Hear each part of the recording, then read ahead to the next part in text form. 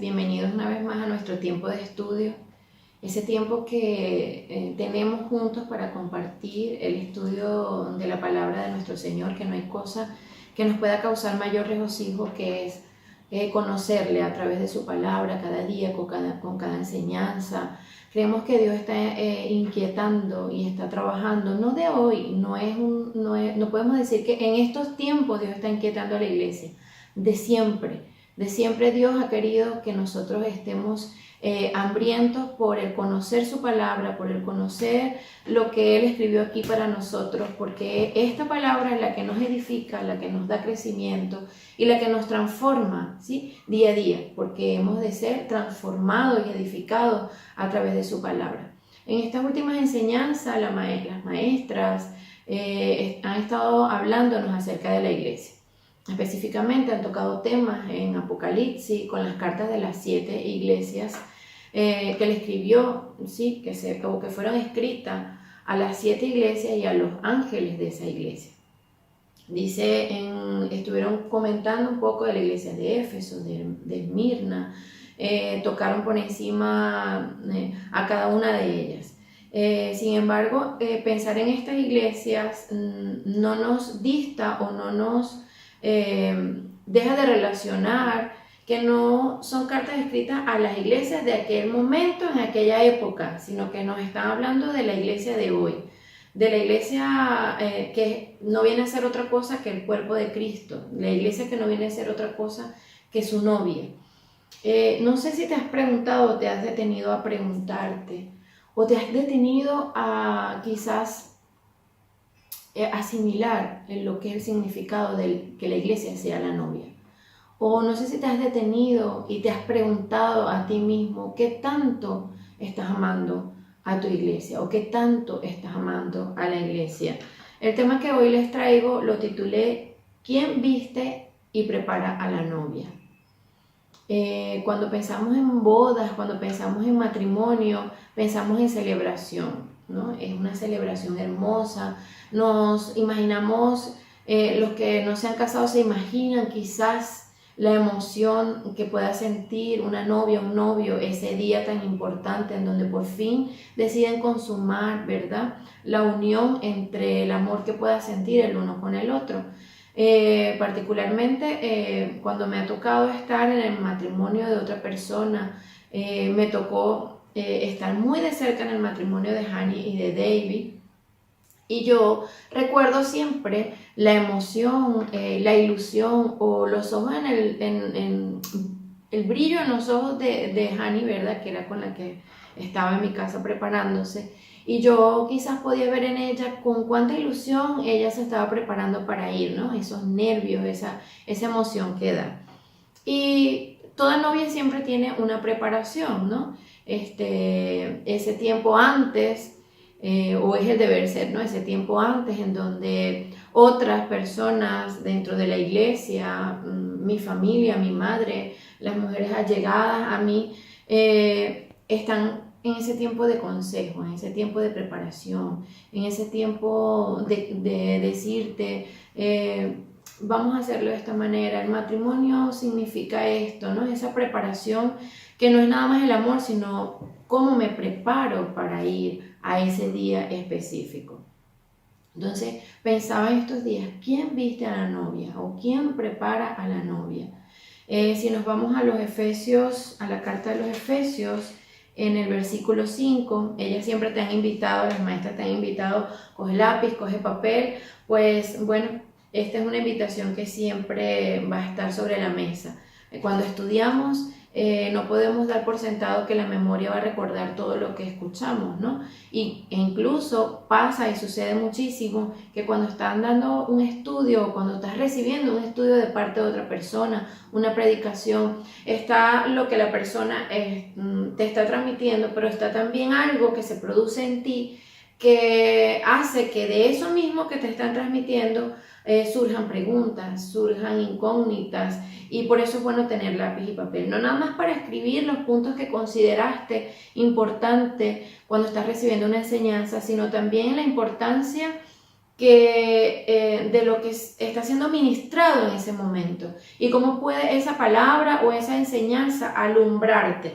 Es como que la palabra te alumbra y puedes ver, ¿no? Cuando prestas atención puedes observar e incluso puedes analizar y tener también una apreciación propia de lo que se está enseñando, que nunca va en contra o si la palabra que se está enseñando es netamente bíblica, que no hay una mentira en ella, que no hay una persuasión, que no hay una manipulación, sino que se está enseñando la Biblia, ¿verdad? En su contexto y todo lo que en ella se quiere plasmar, pues también a ti, en ti como oyente, en ti como el que está recibiendo la enseñanza, también se despierta, ¿no?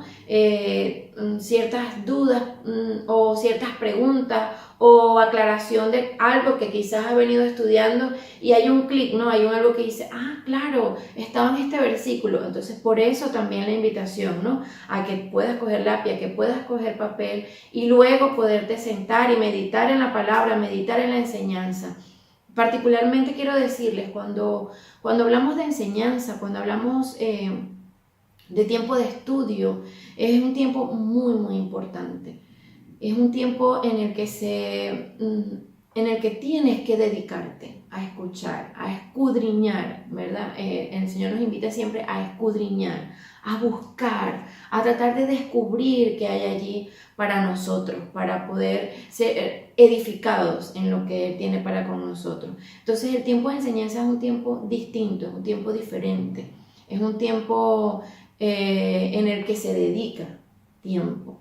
No es nada más una administración como cuando vas a una predicación y el Señor trae una palabra fresca a ti y te ministra en el corazón para ser edificado, sino que el tiempo de enseñanza además te permite el estudiar, el indagar, y eso debería despertar en ti un hambre por la palabra.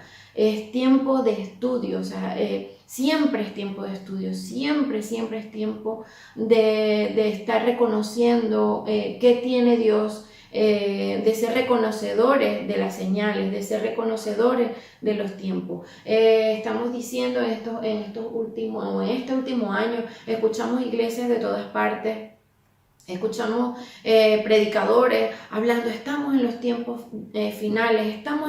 finales, y pareciera que fuese una moda. Bueno, ahora la iglesia está hablando de los tiempos finales, pero no es así.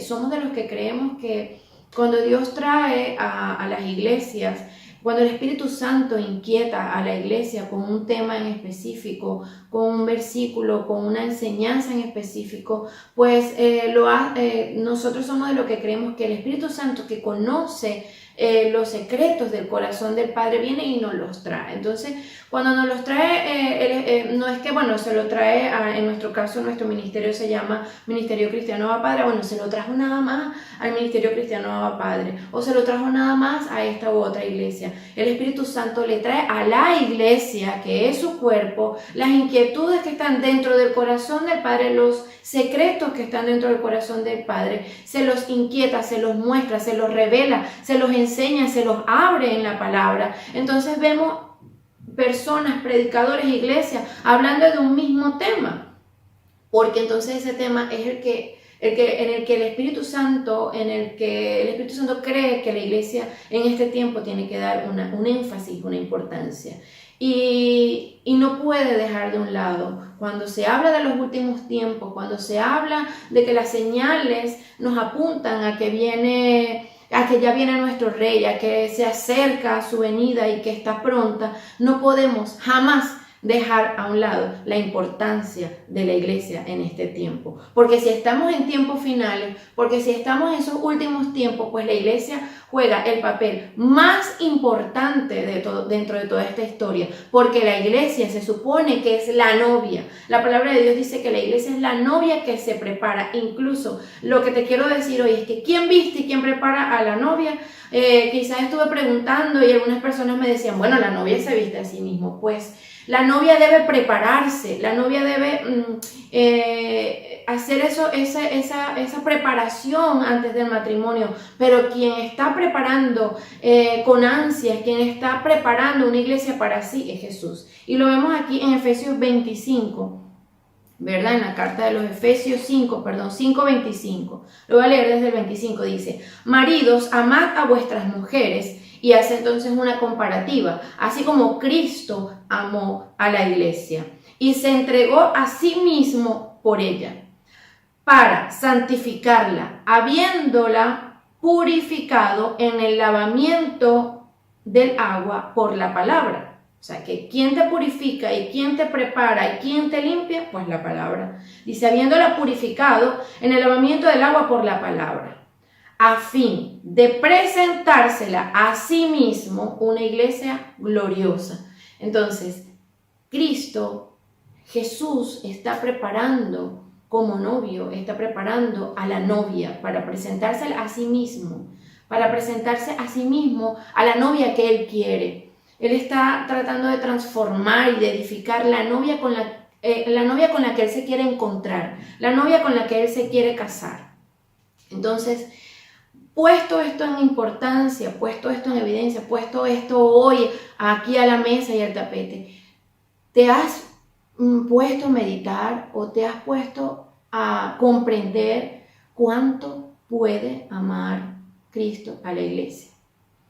¿Cuánto puede un novio amar a su novia cuando se casa enamorado, cuando se casa esperando a esa doncella, a esa mujer del cual ha estado enamorado? ¿Te has puesto a pensar la importancia tan grande que significa la iglesia para Cristo? Cuando piensas en esto, o cuando pensamos en esto, deberíamos de tener un poco de temor. Deberíamos tener temor al ver cómo podemos maltratar o cómo podemos golpear a la novia. Deberíamos de tener temor antes siquiera de golpear, de maltratar y de juzgar a la novia, a su iglesia, a esa iglesia imperfecta, a esa iglesia que comete errores, a esa iglesia que, eso exactamente, que no es perfecta, pero que Él está preparando. A esa novia que todavía le falta cumplir ciertas características, pero que está siendo transformada, que está siendo edificada, que está siendo transformada para una gloria, transformada para una boda, transformada para un encuentro. Está en medio de la preparación, está en pleno proceso de preparación. Entonces, si tú eres parte de la iglesia, si tú dices a voz en cuello, si tú de tu boca siempre sale cuánto deseo que venga Jesús, cuánto deseo que esa segunda venida se materialice, y algunos dicen, oh Señor, ven pronto. Si estás deseando tanto esa venida, ¿en dónde estás ubicado? ¿En dónde estás insertado? ¿Cómo estás tratando a la novia que se está preparando para la venida del novio? Entonces, de verdad quisiera en esta enseñanza y en esta oportunidad dejarte esa reflexión. Quisiera que eso lo anidaras en tu corazón y empezaras a cambiar, que pudieras empezar a ver, que fuese como un velo que se desnuda ante tus ojos, de poder entender, wow, mira, cuando en estos últimos tiempos, en estos últimos años, cuando se habla de iglesia, la gente siempre lo primero que se le ocurre o lo primero que se le viene a la mente es esa iglesia imperfecta. Muy pocos piensan, cuando hablan de iglesia, piensan en la novia.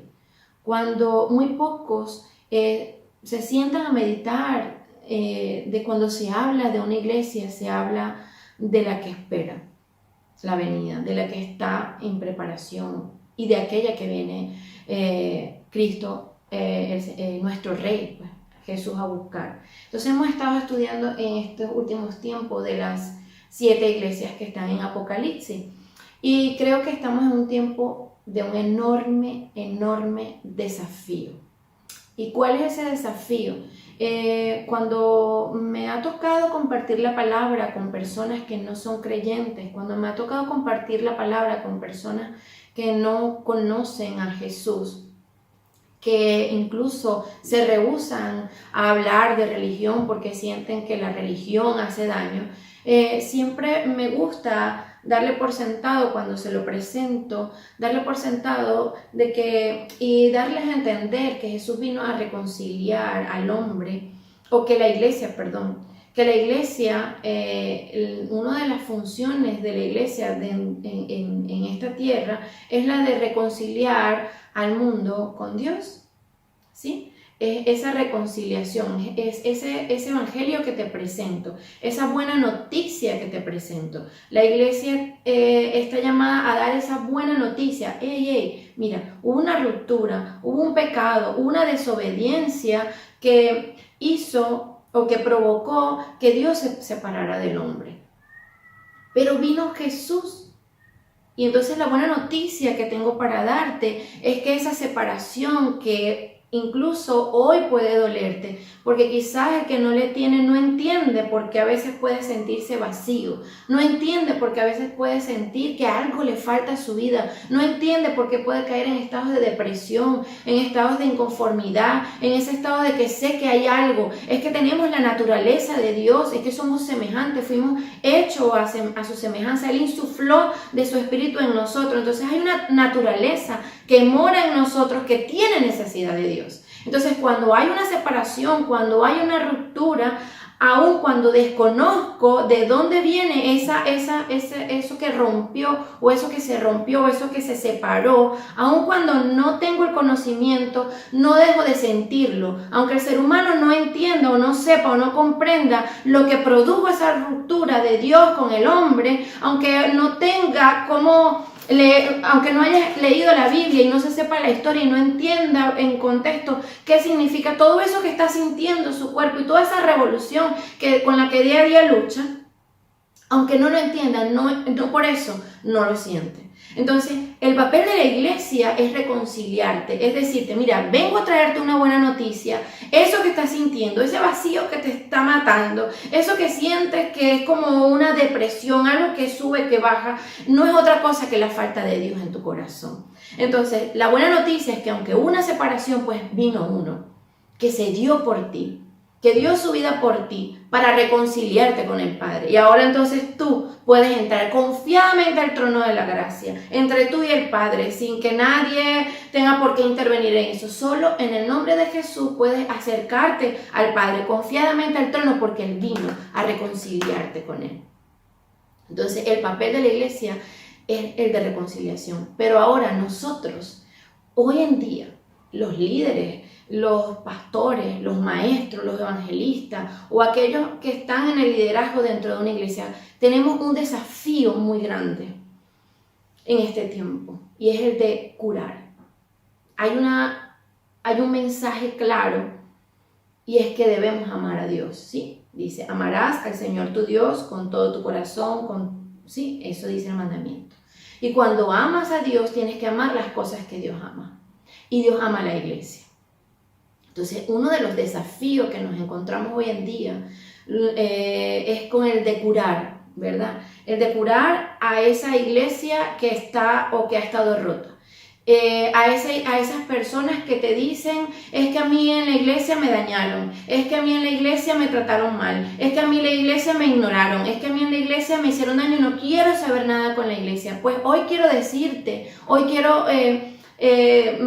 quizás, pudiera hoy decirte, mira, te pido perdón si en alguna iglesia te han dañado, o si has sentido que en la iglesia te han golpeado. Hoy te puedo pedir perdón como ministro de Dios, ¿verdad? Te puedo pedir perdón en nombre de ellos y decirte, perdona a la iglesia que te ha dañado. Yo soy parte de esa iglesia, porque somos una misma iglesia, somos un cuerpo.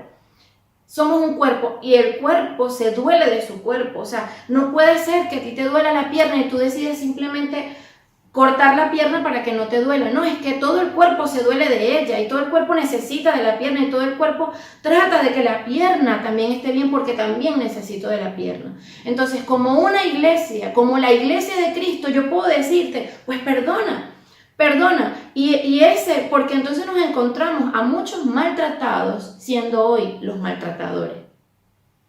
Entonces nos encontramos a muchos que han sido heridos en la iglesia, siendo hoy esos que hieren, esos que golpean y esos que maltratan. No maltrates a la novia, no golpees a la novia. No es eso a lo que estamos llamados. Estamos llamados a reconciliar, estamos llamados a curar, estamos llamados a sanar, estamos llamados a preparar el cuerpo, estamos llamados a edificar, estamos llamados a discipular, porque viene una boda, se acerca una fiesta, se acerca la boda esperada, se acerca aquella boda que ansía el novio. Esas ganas que pueda tener el novio de encontrarse con su iglesia, pero su amor es tan grande que por muchas ganas que quiera y que tenga de estar con ella, él todavía quiere que todo aquel que no le conoce pueda conocerle. Él todavía quiere aún darle la oportunidad al que no está dentro, pero quiere darle oportunidad al que está adentro.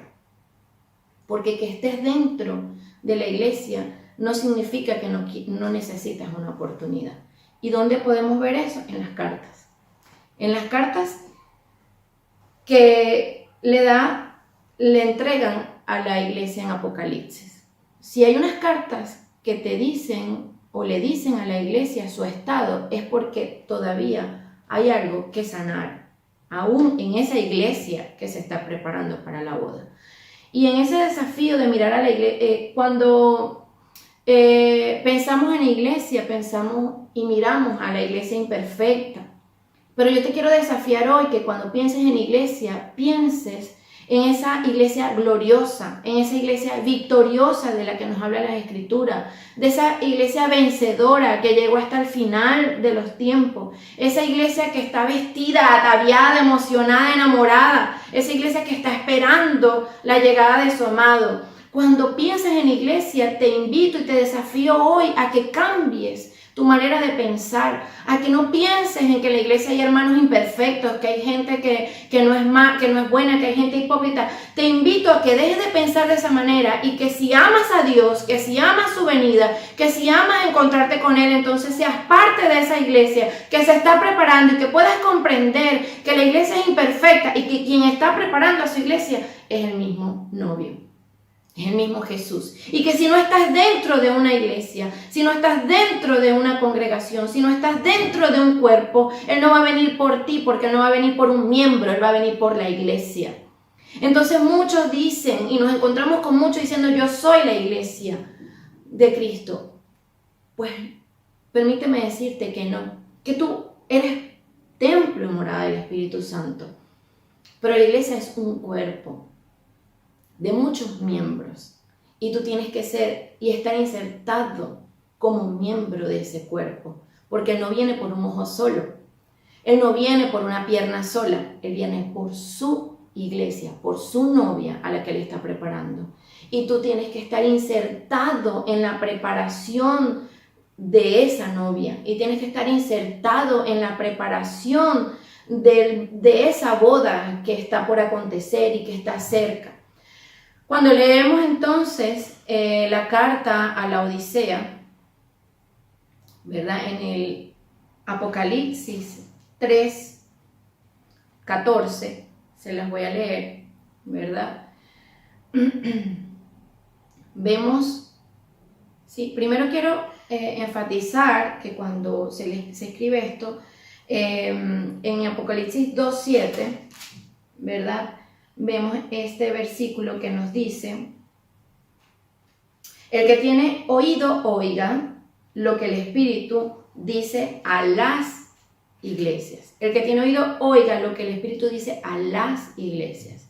O sea que independientemente que encontramos cartas a cada una de estas 7 iglesias y a cada una se les está diciendo algo diferente, pues todos tenemos que tener y prestar oído lo que el Espíritu le está diciendo a las iglesias en plural. Porque la iglesia es un solo cuerpo, donde Jesús es la cabeza.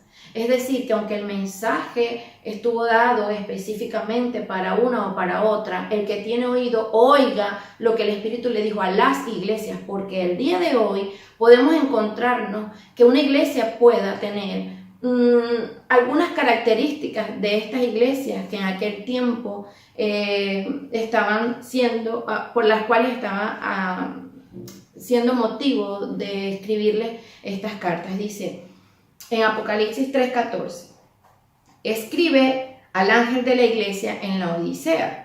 ¿Sí? Ya en las enseñanzas anteriores, las maestras les habían dado la antesala, ¿no? De cuando Él se presenta, ¿verdad? Dice, yo soy el alfa y el omega, el primero y el último. Escribe en un libro lo que ves y envíalo a las 7 iglesias que están en Asia, Éfeso, Esmirna, Pérgamo, Tiatira, Sardis, Filadelfia y la Odisea. Además, Él dice que se volteó y entonces también describe, ¿no? Que cuando vio 7 candelabros de oro que vienen a ser representados, por lo que están siendo representados las 7 iglesias, y dice, y tenía 7 estrellas que vienen a ser los 7 ángeles de la iglesia que vienen siendo los pastores de esa iglesia. Pero también dice que en los 7, que cuando vio los 7 candelabros de oro veía como el espíritu de Jesús, pues del espíritu de Dios, se paseaba en medio de estas. ¿Qué quiere decir esto? Que Él está paseándose en medio de las iglesias, está paseándose por medio de ellas para la preparación y para la edificación. No las está dejando solas, con sus defectos, con sus imperfecciones. Él no está dejándolas sola, Él está en medio de cada una de ellas, porque Él se está preparando una novia para sí. Leemos entonces. Escribe el ángel de la iglesia, lo dice, el amén, el testigo fiel y el verdadero. El principio de la creación de Dios dice esto: yo conozco tus obras, que ni eres frío ni caliente. Ojalá fueras frío o caliente, pero por cuanto eres tibio, no frío ni caliente, te vomitaré de mi boca. Tú dices, yo soy rico, me he enriquecido y de nada tengo necesidad. Pero no sabes que eres desventurado, miserable, pobre, ciego y estás desnudo.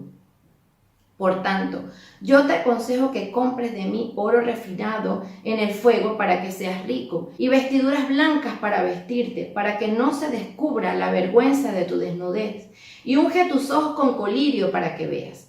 Yo reprendo y castigo a todos los que amo. Sé pues celoso y arrepiéntete. Yo estoy a la puerta y llamo. Pues bien, cuando leemos esto, podemos ver que la carta de la Odisea es una carta muy dura. Creo que era la peor carta de las cartas que hicieron a las 7 iglesias. Sin embargo, vemos también que esta carta reflejaba la promesa más eminente y una promesa hermosa. Al darle la oportunidad de ser arrepentido. Los pongo en contexto. La Odisea era una ciudad rica, era una iglesia que no tenía ningún tipo de necesidad económica. Él le dice que incluso ellos fabricaban la lana más brillante, una lana negra, una lana que fabricaban solamente ellos. También fabricaban colirio para los ojos. O sea, que era una iglesia que fabricaba lana para vestirse del lujo más lujo, fabricaban colirio para los ojos, decían que era una iglesia sin ningún tipo de necesidad, era una ciudad bastante enriquecida. Y entonces nos encontramos que con toda esta característica nos encontramos una carta que les dice, ¿sabes algo? Estás desnuda, no eres rico, eres pobre, estás desnuda, que es símbolo de vergüenza, estás desvergonzada. Además le dice, estás ciego. O sea, qué ironía, o sea, venden colirio y están ciegos. Venden lana de las mejores y están desnudos. Dicen que son ricas y resulta que el Señor les dice, eres pobre y miserable además. Una carta cruel, una carta durísima. Yo creo que ninguno quisiéramos hoy día recibir esa carta, ninguno nos quisiéramos sentir identificados con un mensaje como ese. Yo creo que todos queremos ser Filadelfia, donde nos dicen puras cosas hermosas. O sea, es muy duro hoy que te puedas sentir identificado con una carta como esa, en donde yo creía algo de mí.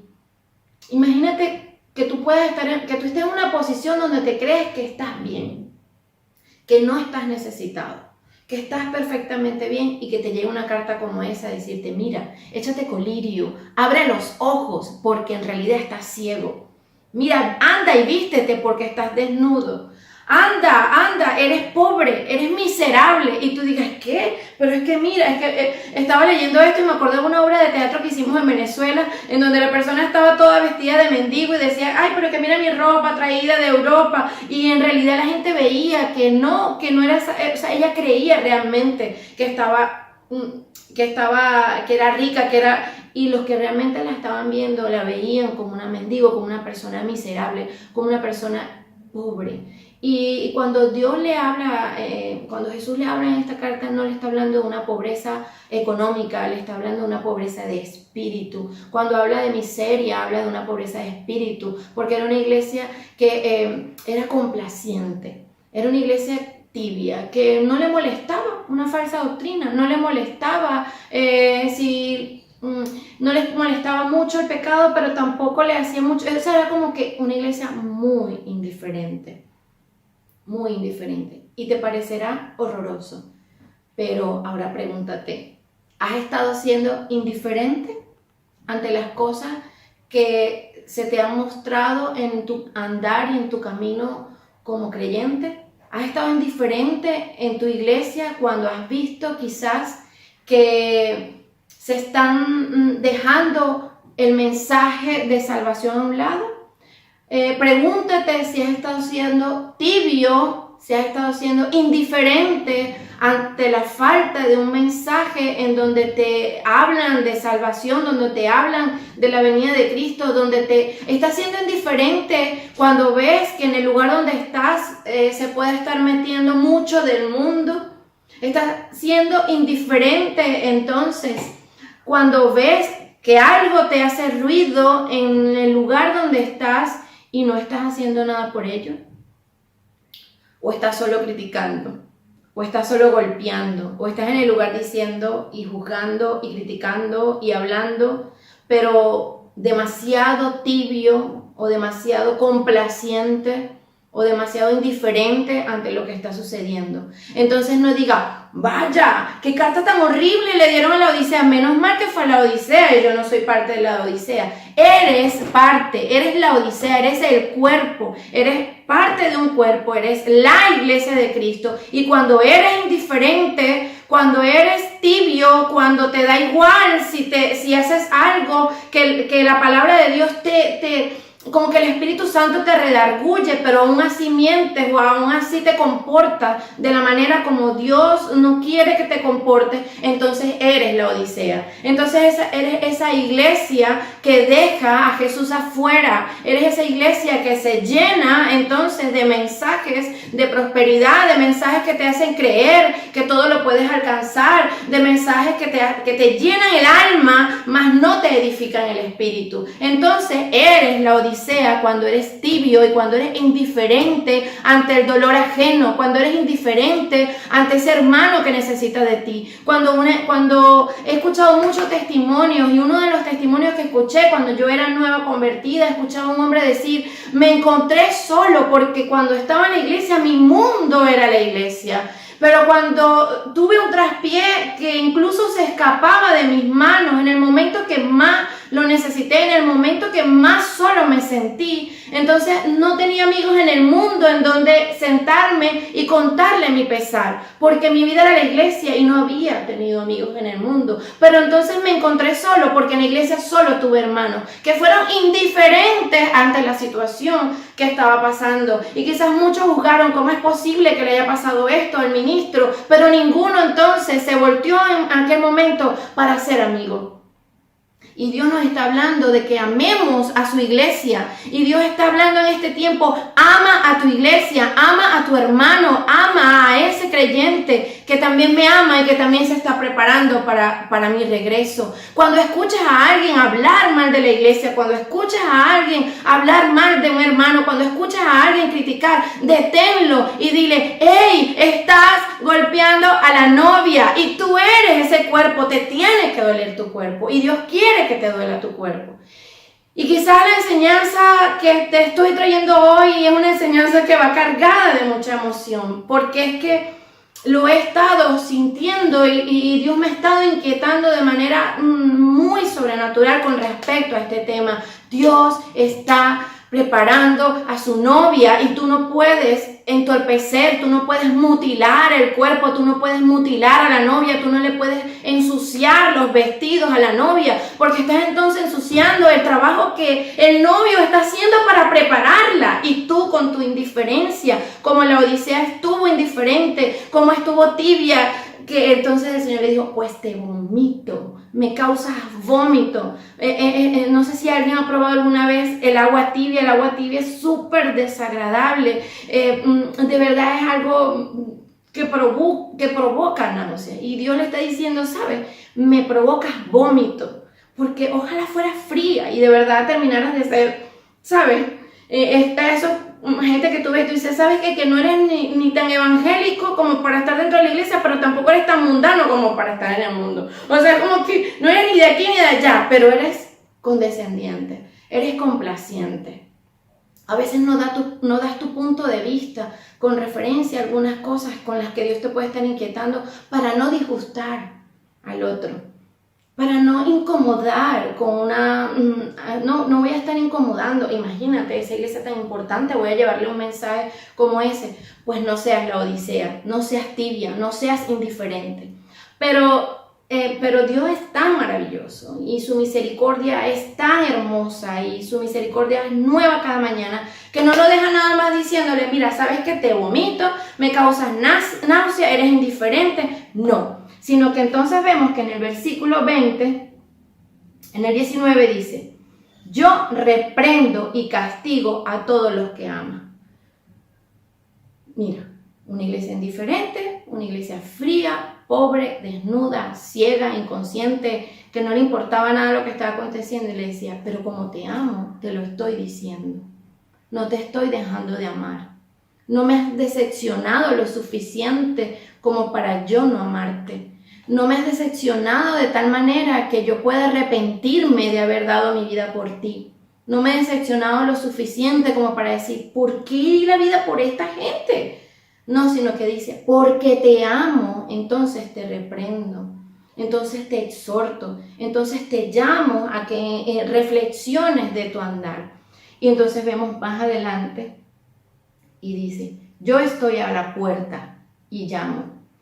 Y si alguno oye mi voz y abre la puerta, entraré a él y cenaré con él y él conmigo. Al vencedor le concederé que se siente conmigo en mi trono. Así como yo he vencido y me he sentado con mi Padre en su trono, el que tiene oído que oiga lo que el Espíritu dice a la iglesia. Lo reprende y después le dice algo tan maravilloso. Le dice, me has tenido afuera. Con tu indiferencia, con tu tibiez, con tu no me importa, muchas de las cosas me has tenido afuera. Te has llenado de actividades, te has llenado de trabajos de la obra, te has llenado de cosas y cosas por hacer y no me has mirado y me has tenido afuera. Y yo necesito estar adentro. Porque para prepararte como novia necesito estar dentro y no estar fuera. No te puedo vestir desde afuera. No te puedo preparar desde afuera. Reacciona, te dice Dios. No te puedo preparar desde la puerta. Estoy en la puerta porque me has dejado fuera. Necesito entrar y prepararte. Y si tú abres, entonces yo entro y cenaré contigo. Te está diciendo, me sentaré. En el momento de la cena, en ese momento que podemos conversar, en ese momento que podemos compartir, no es el momento rápido de un desayuno que me tomo un colacao y me voy para la calle, no es el momento de la cena, es en el que me puedo sentar y compartir mi pan contigo. Él te está diciendo, si tú me abres, yo entro, me siento, ceno contigo, comparto mi pan contigo, ¿sí? Entonces no nada más le está haciendo la advertencia, sino que le está diciendo, arrepiéntete, ábreme la puerta para que cene contigo. Y si vences, entonces te sentarás en el trono conmigo. ¡Wow!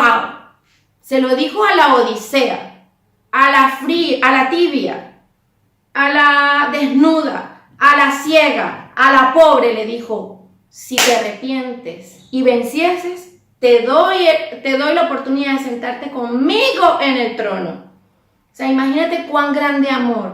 Ahora, cuando pensaba en esto, ya para culminar, pensaba y me iba a los Cantares. Vamos y me acompañan en Cantares 5, versículo 2. Dice: yo dormía, pero mi corazón velaba. La voz de mi amado que llama: ábreme, hermana mía, amada mía, paloma mía, perfecta mía.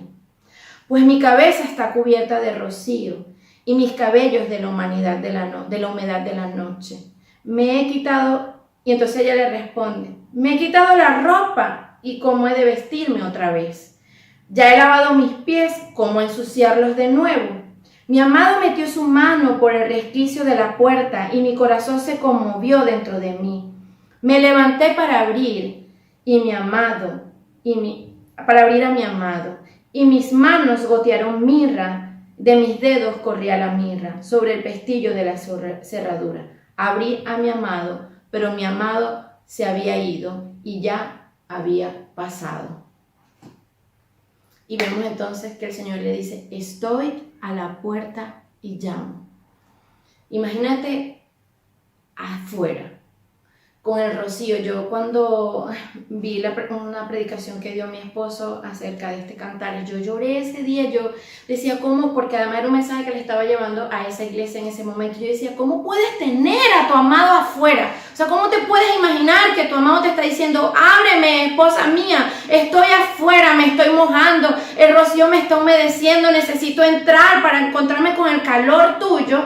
Y que tú digas: es que estoy desnuda, me tengo que parar, me tengo que vestir. Pues eso tenía la Odisea, esa apatía, en serio, tengo que prepararme, ¿sabes? Es como que, es más, dice, ¿cómo he de vestirme a mí misma? Creyendo yo que las doncellas eran vestidas, aquellas mujeres, princesas, eran vestidas por sus criadas, ¿no? Que se paraban, y las criadas eran las que las vestían, las que las alistaban, las que las acomodaban. Entonces ella decía: ajá, pero ahora todo el mundo está durmiendo, es tarde, yo estoy desnuda, ¿cómo pretendes que yo me vista a mí misma? Pero entonces te encuentras que quien prepara y quien está vistiendo a la novia es Jesús, y tú le estás diciendo a él: oye, estoy desnuda, ¿me vas a vestir? Oye, qué flojera, estoy desnuda, descalza, me vas a preparar para ir a abrirte la puerta y encontrarte conmigo. Y él te está diciendo: estoy a la puerta y te estoy llamando, me tienes afuera, necesito estar dentro para prepararte, para vestirte, para alistarte, para que luego no llores como aquella doncella que dijo: hoy, cuando abrí, ya él se había ido. No te quedes, iglesia, no te quedes atrás, no te quedes sin abrirle la puerta. No seas una iglesia apática y tibia esperando a Jesús. No digas: sí, estamos deseando que Él venga, pero no te estás preparando para eso. Estás preparando otras cosas, estás preparando otros movimientos, estás preparando otras actividades, pero no te estás preparando ni te estás vistiendo para su venida.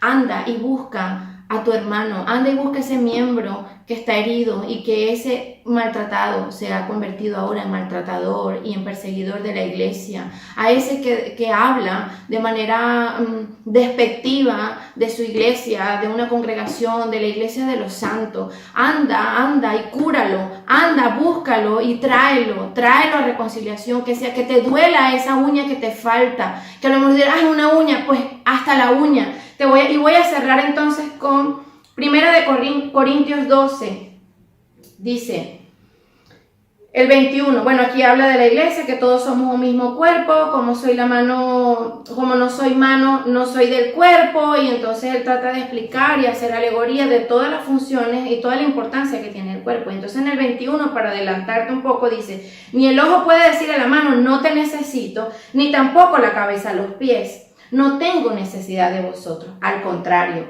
los miembros del cuerpo que parecen más débiles son los más necesarios. Y aquellos miembros del cuerpo que nos parecen menos dignos, los vestimos más dignamente. Y los que en nosotros son menos decorosos, se tratan con más decoro. Porque los que en nosotros son más decorosos no tienen necesidad. Pero Dios ordenó el cuerpo dando más abundante honor al que menos tenía, La Odisea, la carta más horrible, el Señor le dice, estoy a la puerta, si me abres voy a cenar contigo y además si vences te vas a sentar conmigo en el trono. Lo repito, pero Dios ordenó el cuerpo dando más abundante honor al que menos tenía, para que no haya divisiones en el cuerpo, sino que todos los miembros se preocupen los unos por los otros. De manera que si un miembro padece, todos los miembros se duelen con él. Y si un miembro recibe honra, todos los miembros con él se gozan. Vosotros pues sois el cuerpo de Cristo y miembros cada uno en particular. Que te duela tu miembro, que te duela aquel que ha dejado de ir a la iglesia, que te duela la iglesia que no se esté preparando con ansias para su venida. Dice allí que todos necesitamos de todos. Las 7 iglesias son las iglesias de hoy. No es que, aquella iglesia que está allá se parece a la Odisea, pero nosotros no.